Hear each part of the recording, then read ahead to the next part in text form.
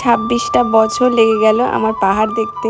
এদিকে আমার মেয়ে দেখো 1 বছরেই পাহাড় ঘুরে নিল।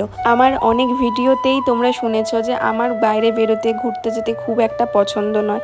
আমি যেই ঘুরতে গেছি তার পেছনে অনেক কারুর হাত রয়েছে। সবার আগে আমার বান্ধবীদের, ওরা আমাকে মাথায় ঢুকিয়ে যে যা ঘুরতে যা।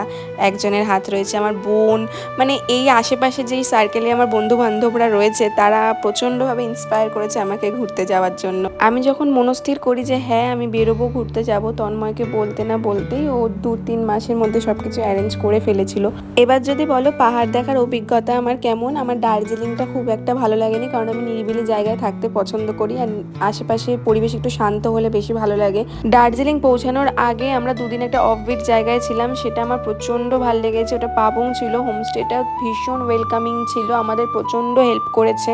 দার্জিলিং পৌঁছানোর পথগুলো কিন্তু অমায়িক ছিল, সেটাও আমি এনজয় করেছি। কিন্তু ওখানে গিয়ে না, আমি যেহেতু একদম মল রোডের সামনেই আমাদের হোটেলটা ছিল, আমি খুব একটা এনজয় করতে পারিনি। আচ্ছা, তোমরা যদি জানতে চাও আমি আমার 1 বছরের মেয়েকে নিয়ে কীভাবে ট্রাভেল করলাম, কি খাওয়া টাওয়া দিলাম না দিলাম, তো সেটা কিন্তু কমেন্ট বক্সে আমাকে জানাতে পারো, আমি তোমাদের শেয়ার করার চেষ্টা করব। যেই হোমস্টেতে ছিলাম সেটারও যদি রুম ট্যুর বা যদি কিছু লাগে তাহলেও আমাকে কমেন্ট করতে পারো। এই হচ্ছে হোমস্টে থেকে আমাদের ভিউ ছিল, অমায়িক ছিল ভিউটা, পুরো কাঞ্চনজঙ্ঘা দেখা যাচ্ছিল আকাশ পরিষ্কার থাকলে। যেহেতু মেয়েকে নিয়ে খুব একটা হুটোপাটা করিনি, কোনো সাইট সিনে আমরা সেভাবে যাইনি, তো আমাদের এই ভিউটা দেখেই পয়সা উসুল হয়ে গেছে।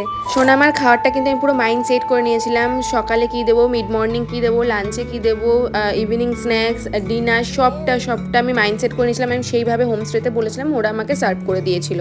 চলো আজকের জন্য টাটা। হেল্প লাগলে কোনো কমেন্টে জানিও, দেখা হচ্ছে অন্য কোনো ভিডিওতে।